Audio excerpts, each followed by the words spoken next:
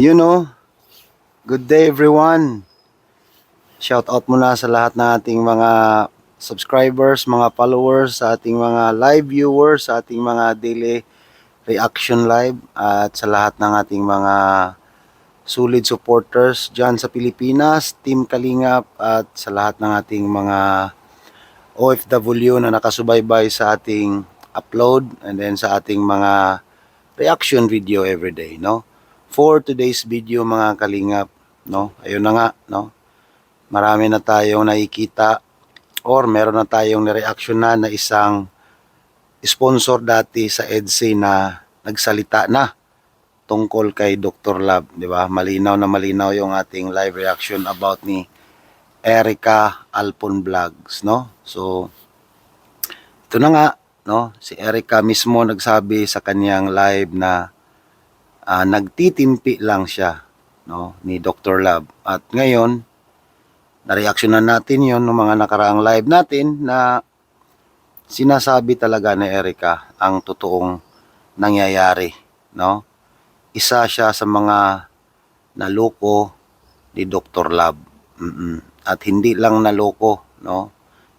Sabihin na lang natin na ginamit si Beyonce para lang pagkaperahan. At hindi lang siguro si Erica. Meron pang mga ibang mga sponsor na hindi lang nagsasalita. Kasi alam ko, alam ninyo yan, no? Yung mga ibang sponsor siguro nananahimik na lang, ayaw magsalita. Pero itong si Erica Alpon Vlogs is, yun nga sinasabi niya, nagtitimpi na lang daw siya kay Dr. Love. Ngayon, hindi na siya makakatiis at nag-live mismo.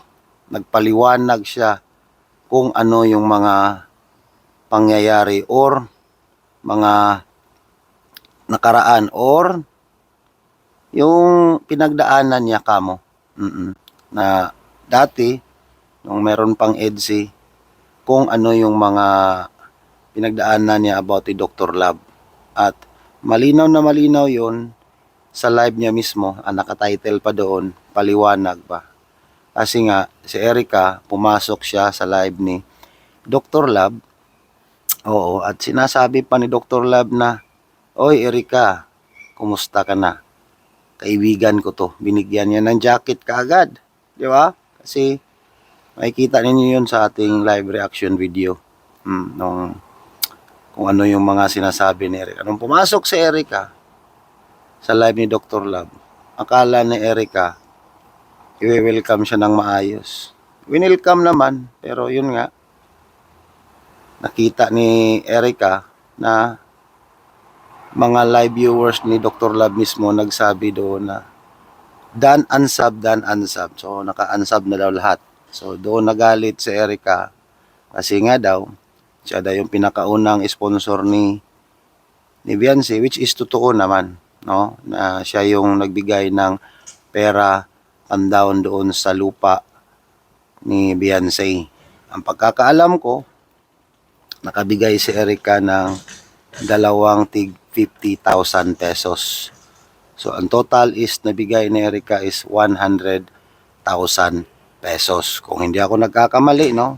Yun yung nalalaman ko. Corrected me if I'm wrong, di ba? So, yan na nga, no?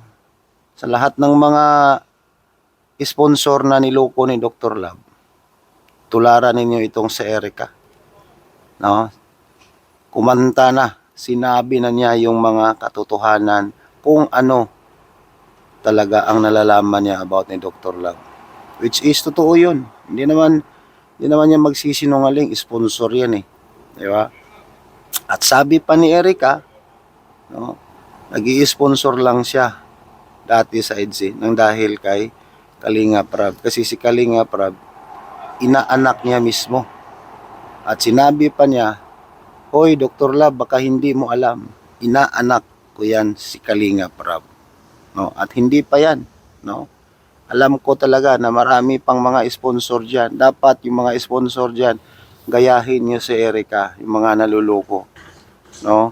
Marami pa yang mga taong, mga sponsor na mga OFW na mga pasok kayo sa banga. Sa totoo lang, during reaction live ko, maraming mga sponsor ang mga pinagluloko pa ni Dr. Love. Hindi ko na lang sasabihin kung sino yung mga sponsor na yon, kusa na lang silang pumapasok sa aking live reaction, at mostly mga OFW, mga nasa ibang bansa silang lahat, no? So ganun yan, kamanluloko si Dr. Love, at marami nang nakakaalam. Yung iba is kusang nananahimik na lang, pero yun nga, sa sinasabi ko, si Erica mismo isa na nagpapatunay na manluloko yan si Dr. Love. At siya na rin mismo nagsasabi na ginagamit lang niya si Beyonce. No? So, tingnan lang natin, baka until now, gagamitin pa rin niya si Beyonce. Pero labas na tayo doon kasi nga, wala naman sila sa kalingap na. Pero, no, nakaukit na yan sa bato yung mga taong niloloko ni Dr. Kwakwak. Alright? So sana matauhan yung mga nag-i-sponsor, at call out sa lahat ng mga mag-i-sponsor pa lang, dapat pag-isipan nyo muna at kilalanin yung tao, kasi ang lagi na lang sinasabi is charity. No? Wala namang problema kung mag-charity talaga. At walang problema kung tumutulong tayo. No? Pero dapat isipin din natin na meron din tayong pamilya na dapat unahin pa natin sa pagtulong. No? So sabi pa nga ni Erica, walang problema yun kung tutulong tayo basta't meron lang. Okay? So yun lang mga kalingap, at maraming salamat sa inyong lahat, no? Sa patuloy na pagsuporta sa Team Kalingap, lalong-lalo na ni Kuya Val at ni Kalingap Rab. Alright? Kalingap, so for Mario is signing off, na nagsasabing hindi gwapo pero may itsura. Bye-bye everyone. God bless. Piliin magiging mabuti. Bye. Go, go.